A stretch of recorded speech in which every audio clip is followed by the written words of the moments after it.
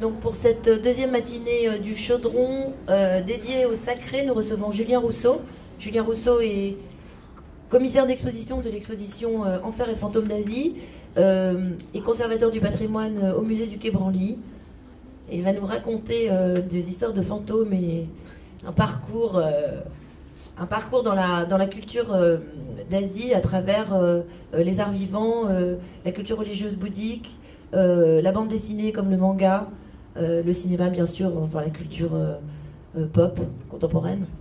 Donc voilà, une exposition qui avait lieu au Quai Branly, que vous avez peut-être vu, qui s'est achevée le 15 juillet. Vous retrouverez le catalogue de l'exposition à la bibliothèque, il a été acquis par la bibliothèque, et également à la librairie. Et si vous le souhaitez, vous pouvez vous le faire dédicacer à la fin de cette conférence, si vous souhaitez l'acquérir. Voilà, je vous laisse la parole. Merci beaucoup d'être là. Merci à vous, bonjour. Donc, je ne sais pas si, oui, certaines d'entre vous ont vu l'exposition. J'espère que vous avez l'occasion de la voir. Mais dans tous les cas, donc, cette présentation, je vais essayer qu'elle soit la plus générale possible sur la question du sacré dans son rapport plutôt à l'exposition, son rapport aussi aux œuvres du musée et comment est-ce qu'on les présente donc dans un sujet qui donc a trait à des croyances vivantes, parce que la question des fantômes, ça a été donc un très long projet. En fait, cette exposition, on a mis 5 ans en fait, à la concevoir, beaucoup en collaboration, vous le verrez, avec des artistes contemporains, puisque toute la problématique, c'était précisément comment présenter d'une part je veux dire, des entités donc surnaturelles qui sont la plupart du temps aniconiques, comme on dit un petit peu dans le jargon de l'histoire de l'art, c'est-à-dire qui n'ont pas de représentation, puisque les fantômes suscitent un riche imaginaire partout, mais la plupart du temps sans image, ce qui est bien normal, puisqu'on n'a pas toujours envie de côtoyer ces personnages effrayants. Et c'est la raison pour laquelle, notamment, la sélection des aires géographiques de l'exposition s'est faite, puisque tout simplement des histoires de fantômes, il y en a partout. Des représentations de fantômes, c'est beaucoup plus difficile à trouver et c'est beaucoup plus marginal par définition, puisque les fantômes sont des créatures des frontières et de l'entre-deux, donc marginal vraiment au sens propre.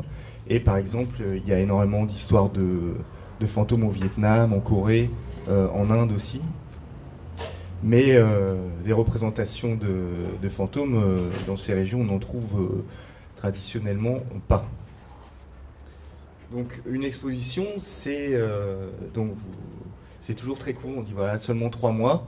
Mais l'exposition, en fait, quand on la présente au public, c'est donc une partie, certainement évidemment la plus importante, mais c'est on va dire une petite partie en termes de temps, de travail qu'il y a en amont aussi, et d'activités, enfin de projets qui sont lancés à cette occasion. Puisqu'une exposition, ça permet de faire le point sur la connaissance d'un sujet, sur le corpus aussi d'œuvres qui existent sur ce sujet, et aussi de travailler en collaboration avec des chercheurs, d'autres collègues voilà, de musées, puisque évidemment l'Asie, comme vous le savez, ça veut absolument rien dire, c'est la moitié de la planète, et donc personne n'est spécialiste de l'Asie ou même de ce sujet aussi vaste, donc à chaque fois on est obligé de faire des choix, donc parfois très arbitraires aussi, je vous le disais, et de travailler aussi avec d'autres spécialistes de chacun des sujets concernés par l'exposition. Donc oui, je vous le disais tout à l'heure, le choix il s'est fait de manière très pragmatique, hein, finalement. Quand on voit les commentaires dans les livres d'or des expositions, bah, c'est toujours très, très intéressant, on est content que le public réagisse et que les commentaires sont toujours les bienvenus. Mais il y a parfois une méconnaissance aussi de la manière dont on conçoit une exposition, puisque une exposition, c'est construire un discours avec des objets, finalement, sans instrumentaliser les objets au service d'un discours, puisqu'il n'y a rien de pire que l'exposition de thésards ou de chercheurs qui va utiliser en fait, les œuvres pour illustrer un discours préconçu. En fait, c'est un petit peu les œuvres prétextes.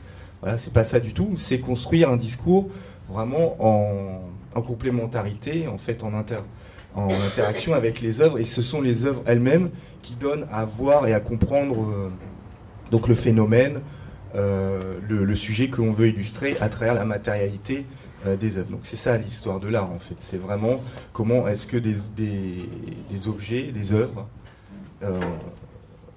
peuvent donner à voir, à comprendre une culture, un phénomène, ou voilà, et portent un discours particulier dans leur matérialité propre. Donc là, je commence à m'écarter un petit peu du sujet déjà. Donc oui, je vous disais, l'exposition, ça, donc 5 ans, effectivement c'est assez long en général, c'est plutôt 2-3 ans pour concevoir une exposition. Mais ce projet-là, donc le musée du Quai Branly, il a souhaité vraiment en tant aussi que projet d'acquisition, puisque une exposition, ça permet donc d'étudier un sujet, de publier un catalogue évidemment, mais aussi ça permet d'enrichir les collections, puisque c'est une des missions du musée aussi, c'est de faire vivre les collections et de les enrichir avec des œuvres contemporaines ou plus anciennes, mais en tout cas qui viennent compléter les collections déjà conservées au musée. Donc ce projet-là, au départ, ça a été aussi l'occasion de mener des recherches sur place, donc notamment en Thaïlande. Là, je vous ai mis quelques images de cette fête qui s'appelle Pi Takron, en fait, qui est une fête qui célèbre la venue des esprits du sol, donc qui sont liés à l'imaginaire aussi du monde souterrain, des enfers dans le bouddhisme, mais aussi à tout ce culte des esprits. Qui est très vaste et aussi très vivant en Thaïlande. Et ces masques sont tout à fait exceptionnels puisqu'ils donnent à voir des esprits qui sont en fait donc en Thaï on appelle Pi en fait des esprits qui sont des entités spirituelles de nature diverse. En fait, c'est un terme générique et c'est souvent ce qu'on retrouve dans différentes cultures d'ailleurs. Le terme de fantôme a des équivalents, bien sûr, en Thaï, mais il s'inscrit dans une certaine continuité conceptuelle avec tout un ensemble d'esprits qui sont à la fois des esprits du sol, de la nature, des esprits gardiens de la maison. Voilà, donc des esprits qui sont plutôt ambivalents, en fait, qui ne sont pas forcément dangereux, mais qui peuvent être, certains peuvent être contractualisés en fait, parce que c'est vraiment ça, tous les jours on leur donne des offrandes, on essaye de fixer une sorte de contrat avec eux pour qu'ils deviennent des entités protectrices. Donc voilà, cette thématique des fantômes donc, a permis aussi de mener des recherches sur ce sujet et d'acquérir donc des masques qui représentent donc ces esprits du sol, qui sont assez originaux puisque la plupart du temps, les esprits dans les cultures thaï, on ne les représente pas. Ce sont des entités invisibles. Donc si vous êtes allé en Thaïlande, ou peut-être vous en avez vu, donc ces maisons aux esprits qui sont situées partout, en fait, dans les maisons, dans les quartiers, etc. Il y en a à tous les échelons de la société, en fait, la maison, le quartier, la ville, etc. Ce sont des maisons en fait qui représentent, qui sont souvent comme des petits temples, des temples bouddhiques en réduction, et on y apporte tous les jours des offrandes de nourriture. Enfin, on va aller honorer ces esprits qui sont finalement invisibles puisqu'il n'y a rien du tout dans les hôtels aux esprits. Voilà la collaboration avec les artistes. J'insiste un petit peu là-dessus parce que c'est vraiment important pour ce projet. Et c'est aussi du point de vue de la question du rapport aux religieux et on va dire plus largement au patrimoine religieux vivant, aux croyances vivantes. Comment est-ce qu'un musée peut s'inscrire dans ces thématiques? Parce que c'est une vraie question. Comment est-ce aujourd'hui on parle beaucoup de muséographie participative, voilà, le rapport avec les communautés. Est-ce que le musée est légitime pour parler des cultures étrangères, voilà, des cultures d'origine des collections? Donc tout ça, ce sont des questions auxquelles on pense beaucoup. Et la question du rapport à l'art contemporain, aux artistes, Voilà, la fiction aussi, on parlerait tout à l'heure, c'est le point de vue qui nous a semblé finalement le plus pertinent pour parler donc de religion et de croyances contemporaines. Voilà, au Japon aussi, donc le musée a fait l'acquisition donc de ce masque de Shishi, en fait, qui est un lion de protection qui est un petit peu comparable au lion gardien de temple en Chine, donc qui vient de Chine et qui a été adapté donc localement au Japon sous des formes régionales diverses et qui sort souvent à l'occasion du printemps, donc pour chasser les mauvais esprits à la fin de l'hiver. Voilà, la culture vivante aussi, la culture populaire, voilà, la pop culture pour reprendre le terme un petit peu à la mode. Voilà, le manga, le cinéma d'animation, tout ça, ça s'inscrit évidemment dans des croyances populaires, dans une culture populaire qui est très ancienne et qui est toujours vivante aujourd'hui. Et donc cette exposition, on a essayé de prendre au sérieux, parce que généralement on met un petit peu de manga à la fin, ou on met un petit peu d'art contemporain dans les expos pour dire voilà, ça continue encore aujourd'hui, avec toujours cette idée que c'était mieux avant et que plus on avance dans le temps et plus on est dans des productions artistiques qui se dégradent un peu. C'est malheureux à dire, mais on a toujours cette impression que c'était toujours mieux avant dans les musées. Et surtout quand on parle de culture populaire, voilà, le manga, c'est toujours pris un petit peu au second plan. Voilà. Alors que, en fait, si vous allez par exemple au Japon ou en Thaïlande, vous demandez à quelqu'un s'il croit aux fantômes ou s'il a vu des fantômes, et si on vous répond oui, personne ne vous dira que vous êtes naïf ou que vous êtes superstitieux. Les fantômes, c'est quelque chose qui relève évidemment des croyances personnelles comme partout, mais il y a quand même un arrière-fond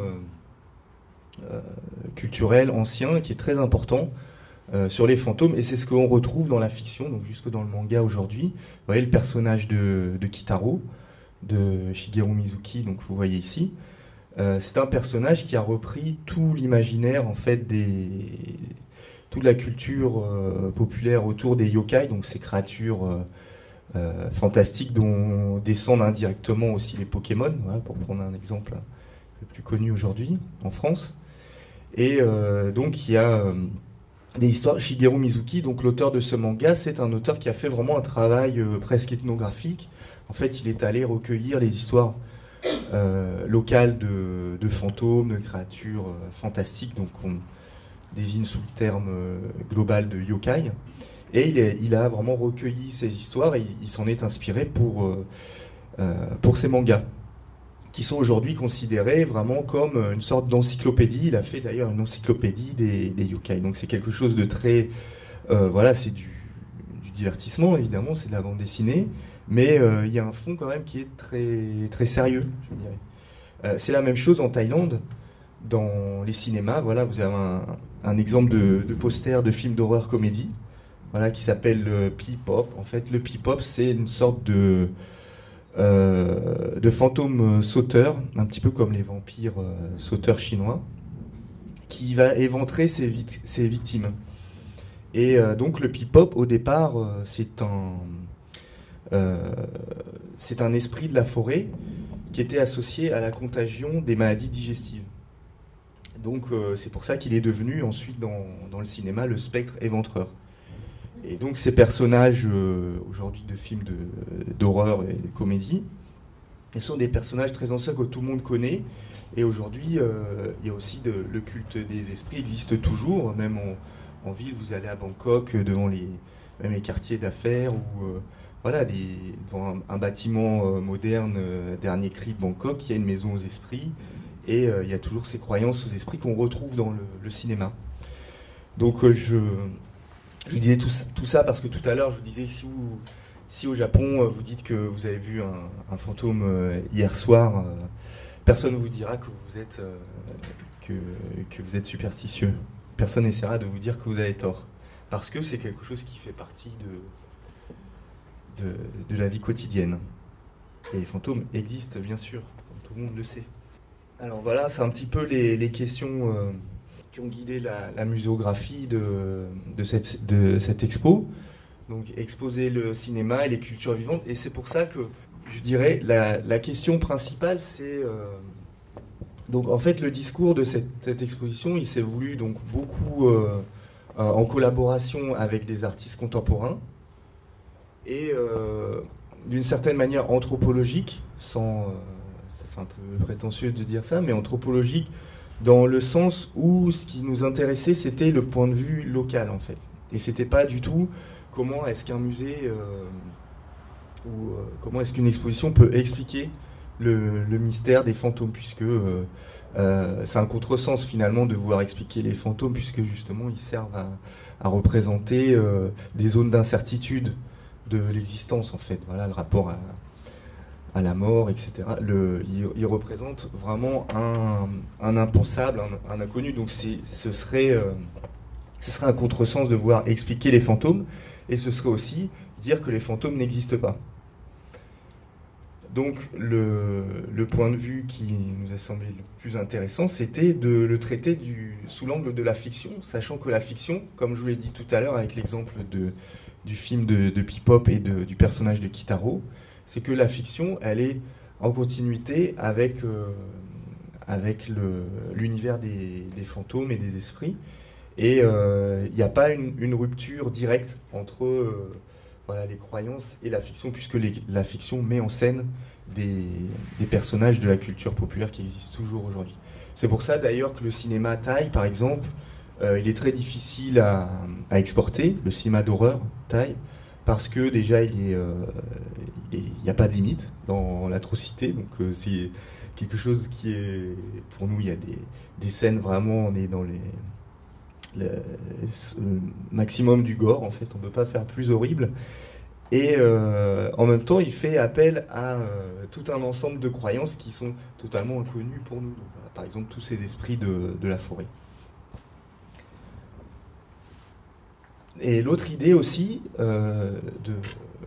qui était intéressante pour nous, là, plutôt du point de vue de la scénographie, puisqu'une exposition, c'est aussi raconter une histoire. Il y a, à mon avis, une exposition qui est réussie, c'est une exposition qui a une trame narrative.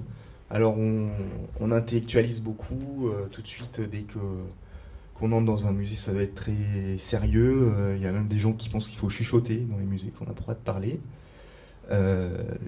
Pour moi, une bonne exposition, c'est une exposition qui a une trame narrative, qui sait tenir les visiteurs avec un vrai scénario, avec des pauses, des moments forts, des moments où ça retombe un petit peu. Il faut arriver à vraiment suivre un fil narratif. Et avec les histoires, c'est les histoires qui racontent souvent le mieux ce qu'on veut dire. Et pour les fantômes, c'est particulièrement vrai, puisque plutôt que de dire, voilà, les fantômes, ils sont en rapport avec le culte des ancêtres ou le rapport au sol, voilà, les conceptions de la famille. Parce que les fantômes, en fait, ils représentent une rupture de filiation, en fait. Un fantôme, c'est un esprit qui n'a pas réussi à devenir un ancêtre. Donc il est beaucoup en rapport avec le culte des ancêtres, et il représente la peur d'un désordre social, en fait. Bon, ça, c'est quelque chose qu'on peut expliquer comme ça si on fait l'expo de Thésard en anthropologie, ou alors on peut la faire plutôt du point de vue du cinéma, des histoires, et en racontant, si on arrive à raconter les histoires de fantômes telles qu'on les trouve dans le cinéma ou la bande dessinée en Asie aujourd'hui, on comprend beaucoup mieux les choses sur un ton qui est beaucoup plus conforme aussi à la manière dont localement, dans les différentes régions dont parle l'exposition, on le raconte aussi. Et donc c'est pour ça que le point de vue de la fiction, il est à mon avis très, très pertinent. Bon, on apprend aussi beaucoup de choses, c'est la même chose dans la littérature.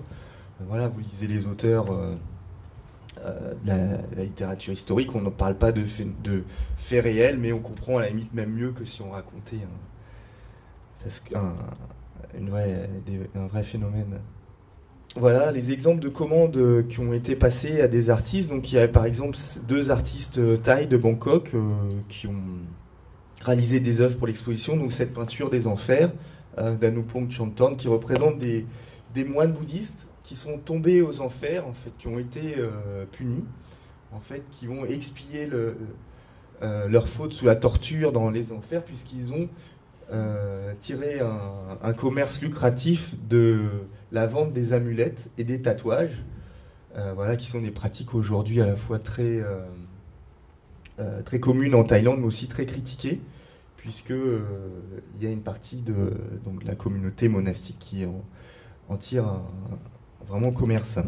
Voilà, et on voit un symbole très fort, c'est le bol à aumône, puisque vous savez, les moines bouddhistes, ils vivent à l'image du mode de vie du Bouddha, en fait. Donc ils vivent des offrandes des fidèles tous les jours, offrandes de nourriture, et donc tous les matins, ils passent donc chercher leur nourriture dans les rues où les gens leur apportent. Et donc ce bol à aumône, c'est vraiment le symbole de la vie monastique et ascétique des moines bouddhistes, à travers lesquels ils accumulent des mérites et qui peuvent transmettre ensuite à tous les fidèles. Et donc ce bol à aumône renversé sur la tête, c'est vraiment le symbole du moine qui va utiliser sa notoriété et son statut d'ascète pour s'enrichir finalement. Et autre œuvre contemporaine aussi qui a été réalisée pour l'exposition, c'est cette peinture donc sur voile. Ce sont des couches de moustiquaires en fait, qu'utilise donc l'artiste Uttaporn Nimalaker pour créer des portraits fantomatiques, vraiment transparents, presque en hologramme. Et pour le Japon, l'art contemporain, ça a surtout été des commandes, des performances, en fait, qui ont été réalisées par la danseuse de Buto, Yoko Higashi, qui a interprété des personnages donc célèbres de fantômes japonais, et qu'on a ensuite projeté dans l'exposition à partir de différents dispositifs multimédia. Voilà, par exemple, il y a la femme chat vampire, parce que vous savez que Catwoman, c'est un personnage du théâtre kabuki au départ, et voilà le personnage d'Oiwa. Ça, c'est le personnage donc aussi qui a été adapté au théâtre kabuki et qui est une histoire locale donc du quartier de Yotsuya à Tokyo, et qui a été beaucoup représenté dans les estampes. Vous voyez l'estampe d'Okuzai du fantôme, la tête de fantôme qui sort de la lanterne. Voilà, c'est le fantôme d'Oiwa, et qui est emblématique en fait du personnage de la femme fantôme de l'époque Edo, qui est donc cette femme fantôme habillée de linceul et donc les cheveux décoiffés, puisqu'il n'y a rien qui fait plus peur que des cheveux décoiffés, et qui va venir hanter en fait le plus souvent son mari ou les hommes qui l'ont maltraité ou qui l'ont bien souvent assassiné. Et donc ce fantôme, il a été repris dans tout le courant de la J-horror à la fin des années 90 avec le film Ring, bien sûr, avec le fantôme de Sadako qui sort de la télévision avec les cheveux sur le visage qui sont un lointain écho en fait du fantôme de la lanterne à la télévision. C'est un petit peu l'équivalent de la lanterne de l'estampe d'Okuzai. Il y a beaucoup de références en fait aux fantômes de l'époque Edo dans le cinéma moderne d'horreur japonais. Par exemple, le fantôme de Sadako, toujours dans Ring, qui sort du puits, c'est aussi en référence à l'estampe du fantôme d'Okiku d'Okuzai, qui est ce fantôme en fait qui ressemble un petit peu à un serpent. Vous l'avez peut-être vu déjà, et qui sort d'un puits en fait avec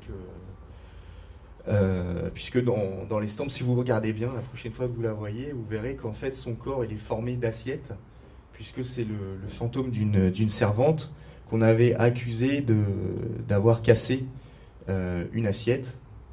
Et ensuite, pour la punir, on l'avait jetée dans un puits.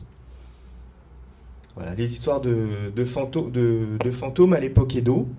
J'ai le temps encore ? Oui. Ce sont souvent des histoires de femmes fantômes. Alors, pourquoi ? Je ne sais pas. Parce qu'on ne peut pas expliquer vraiment les fantômes, mais en tout cas, ce sont souvent des histoires de vengeance des femmes, puisque comme on sait, la vengeance des femmes peut se produire que dans la fiction et non pas dans la vraie vie. Et donc ce sont souvent des femmes qui ont été maltraitées. Voilà, on a une époque qui était malheureusement assez macho, mais on ne va pas jeter la pierre au Japon puisque toutes les sociétés sont malheureusement macho. Mais à l'époque, donc ces histoires, elles mettent en scène justement ces femmes qui vont venir se venger parce qu'elles ont été assassinées, battues, etc. Le personnage de Hania, par exemple, qui est ce personnage-là, vous voyez, qui est bien connu dans le théâtre No, donc le théâtre masqué, c'est la transformation d'une femme qui est tourmentée ou qui est morte de jalousie, à une époque où l'expression des sentiments ou de la colère féminine était moins tolérée socialement que les infidélités ou les horreurs que pouvaient commettre les hommes vis-à-vis des femmes. Voilà. Aujourd'hui encore, le genre d'horreur, c'est un genre très féminin. En fait, les mangas d'horreur, par exemple, c'est beaucoup destiné aux jeunes filles, aux adolescentes, voilà, alors que le manga masculin, ça véhicule plutôt des valeurs, voilà, tout ce qui est de l'ordre des, c'est horriblement caricatural ce que je veux dire, des sentiments. En fait, c'est plutôt quelque chose qui s'adresse plutôt à un public féminin. Et puis, vous voyez, les mangas masculins, c'est plutôt le sport, la cuisine aussi, c'est un truc assez masculin, c'est l'entraînement, le sport.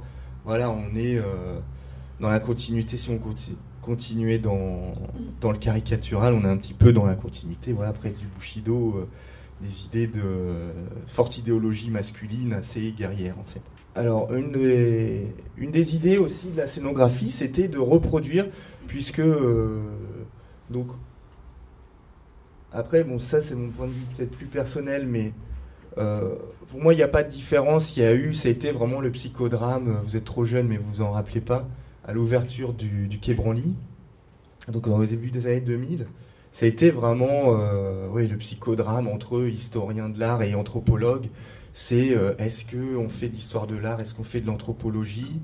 On fait pas de l'anthropologie parce que c'est moche dans les musées, parce qu'on veut plus mettre du sable dans les vitrines pour faire des reconstitutions des marchés ou des temples, etc. Et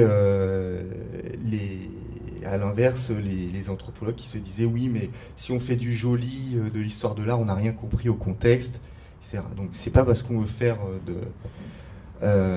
d'expo ethnographique que c'est forcément moche, c'est pas parce qu'on veut faire de l'histoire de l'art que c'est forcément déconnecté du contexte. Donc on est revenu un petit peu de tout ça, et finalement, je pense que le point de vue, si on lit un peu la littérature américaine là-dessus, par exemple, il y a un livre qui est très intéressant, bon, c'est peut-être pas votre sujet, mais au cas où, il s'appelle Unpacking Culture, de Phillips, l'auteur. C'est très intéressant parce que le point de vue américain, en fait, c'est beaucoup moins basé sur un point de vue, on va dire, académique, parce que finalement, c'est des groupes en fait d'intérêt en fait, hein, qui vont utiliser les musées pour dire qu'ils ont raison, mais finalement qui veulent avoir le pouvoir. Donc c'est toujours un petit peu la même chose. Mais pour ce qui est de la muséographie aujourd'hui, les scénographies des expositions, c'est bien il faut prendre un petit peu de partout, il ne faut pas être dogmatique. Et finalement, les œuvres des musées, c'est ni des objets d'ethnographie, ni des œuvres d'art, c'est toujours ce qu'on a envie d'en raconter. Et les objets, ils ont toujours plus de choses à dire que ce qu'on peut en raconter, nous, en tant que conservateurs ou commissaires d'expo. Donc les objets, ils sont polysémiques, ils portent beaucoup de discours différents, et ce qui compte, c'est d'essayer d'en choisir un, et puis surtout de le rendre compréhensible au public. Donc à mon avis, une bonne exposition, c'est une exposition déjà où on comprend les textes, c'est pas toujours le cas, et où la mise en scène des œuvres donne à voir, à aimer même quelque chose, voilà, une culture, un style de peinture, n'importe quoi. Voilà, déjà c'est une exposition réussie, qu'on aime ou pas le propos, que ce soit réussi ou pas, déjà c'est la mission de service public, voilà, de base des musées de faire ça. Donc histoire de l'art ou ethnographie, on s'en fiche. Ce qui compte, c'est raconter quelque chose et que ce soit accessible au public. Donc il y a certains dispositifs d'ethnographie, d'anciens musées d'ethnographie qu'il y avait au musée de l'Homme. Hein. Je vous disais tout à l'heure que vous n'avez peut-être pas connu la fin du musée de l'Homme, mais jusqu'à la fin des années 90. Vous alliez au musée de l'Homme, la scénographie, c'est quelque chose d'incroyable. On était dans les années, encore dans les années 50. Il y avait un faux pont suspendu pour arriver en Amazonie. Il y avait voilà, ces reconstitutions dans les vitrines qu'on appelle les dioramas. Et voilà, c'était complètement dépassé. En revanche, le diorama, aujourd'hui, pour les expositions temporaires, ça revient un petit peu à la mode. Et par exemple, c'est un dispositif qu'on a utilisé pour reproduire des scènes de films. Le problème des dioramas, c'est quand il reste 50 ans. C'est que bon, il y a des problèmes de budget aussi dans les musées où voilà, on ne s'occupe pas toujours de la muséographie, on la laisse un petit peu s'empoussiérer. Et le problème des dioramas, c'est qu'on donne une vision complètement arrêtée et figée des cultures. Donc les dioramas, quand on les conçoit comme des expositions temporaires, ça peut être intéressant. Donc le diorama, ça nous a permis donc, de reproduire des scènes de films. Là, ici, vous voyez par exemple un ensemble de vampires sauteurs. Donc ce sont des vampires qui sont... en fait, qui existent dans la culture chinoise depuis longtemps, donc dans la littérature depuis même le XVIIIe siècle à peu près. Et ensuite, ils n'avaient jamais été représentés jusqu'au cinéma au début des années 80, grâce à l'acteur et producteur et réalisateur Sammo Hung, qui les a adaptés donc, à l'écran et qui les a représentés sous la forme de mandarins mandchous, donc de l'ancien régime de la dynastie Qing, avec donc ces têtes de vampires. Et ce sont des vampires qui sautent, puisque l'ancienne coutume funéraire voulait qu'on attache les chevilles des défunts pour éviter justement qu'ils sortent de leur cercueil et qu'ils reviennent nous hanter. Donc ces vampires sauteurs, ils viennent surtout chercher en fait le souffle de leurs victimes, beaucoup plus que le sang. Puisque ce sont des esprits, des corps qui n'ont pas expulsé tout leur souffle vital, en fait, le chi. Voilà, donc si vous en croisez, il faut se boucher le nez pour éviter de se faire vampiriser par un vampire sauteur. Et l'autre exemple que je voulais vous donner aussi, c'était ces peintures japonaises de fantômes, qu'on appelle les yureiga, qui ont eu une histoire assez intéressante. Puisque ce genre de peinture qui a été, donc d'après la légende, qui a été créé par un artiste très célèbre de l'époque Edo, qui s'appelle Maruyama Okyo, c'est un grand portraitiste, et qui aurait, dit-on, représenté ses premiers fantômes à partir de ses propres visions de son épouse disparue, donc Oyuki, le fantôme d'Oyuki, voilà, qui est vraiment l'archétype en fait de la femme fantôme de l'époque Edo. Je vous le disais tout à l'heure, avec les cheveux décoiffés, le linceul blanc, et aussi l'absence de pieds, puisque le fantôme au Japon souvent ne touche pas par terre. Et d'ailleurs dans le théâtre, on suspendait même parfois les acteurs qui interprétaient les fantômes pour qu'ils ne touchent pas la scène. Donc ces peintures, à l'époque Edo, on les présentait un petit peu comme dans des séances de spiritisme, puisque les gens donc, se rassemblaient dans une pièce pour se raconter des histoires effrayantes, et on pouvait donc en même temps exposer ces peintures, donc qui sont des peintures sur rouleau de format vertical, donc des kakemono, et qui représentent une apparition de fantômes. Et donc on éclairait la pièce à la bougie. On les appelait les veillées aux 100 bougies. Donc à la fin de chaque histoire, on éteignait une de ces bougies, et à la fin donc, de la soirée, la pièce était totalement dans l'obscurité et un fantôme devait apparaître et pourquoi pas sortir de cette peinture hantée. Donc c'est pour ça qu'on a essayé d'utiliser ici le diorama, donc les bougies, évidemment des fausses bougies, parce que pour des raisons de conservation, les bougies c'est pas possible, mais on a essayé de reproduire en fait cette ambiance d'éveiller aux 100 bougies, qui est à la fois recréée du contexte, mais qui est aussi liée à la manière dont ces peintures étaient censées être vues aussi. Donc pour ça je vous disais, le rapport entre l'histoire de l'art et l'ethnographie, finalement c'est quelque chose qui est beaucoup dans notre tête de commissaire d'expo. et qui dans la réalité n'est pas cohérent. Voilà, et juste une chose, donc ces peintures de fantômes, elles sont vraiment importantes, puisque, je vous le disais, ce sont en quelque sorte des peintures hantées. Donc après l'époque Edo,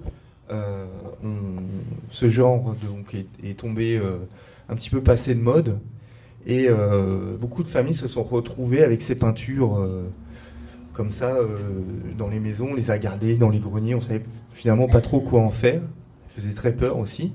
Donc on les a données souvent à des temples, qui aujourd'hui les exposent à l'occasion de la fête des morts au mois d'août, avec l'idée qu'à ce moment-là on va transmettre des mérites donc à ces âmes errantes et en souffrance pour permettre de les renvoyer dans le cycle des réincarnations. Voilà. Et les peintures, donc ces peintures de fantômes, elles sont très différentes des estampes de fantômes. Donc ça, c'est une dernière chose que je veux dire, donc qui est un petit peu à côté du sujet, mais pourquoi pas. Les estampes, vous savez ce que c'est que la différence entre les estampes et les peintures? Parce qu'on les confond toujours. Les estampes, c'est des images qui sont reproduites en série avec des sortes de tampons. Voilà, une matrice xylographique, donc des tampons en bois. Et donc qui sont produites en série. En fait, à l'époque Edo, c'est le début c'est le développement des procédés, le perfectionnement des procédés de reproduction des images en couleur. C'est vraiment le début de la pop culture, le début de l'époque Edo, au XVIIe siècle. Et donc on a reproduit ces images en série, donc les gens collectionnaient ces images, donc les estampes d'Okusai. À l'époque, ça valait, ou des grands artistes de l'estampe, ça valait pas plus cher qu'un bol de nouilles. Donc les gens collectionnaient en fait les portraits d'acteurs et de paysages, etc. Et donc les fantômes sur les estampes, ce sont généralement des portraits d'acteurs maquillés en fantômes, donc ce ne sont pas des vrais fantômes. Les peintures de fantômes qu'on a montrées dans les veillées aux 100 bougies, ce sont des vraies apparitions de fantômes.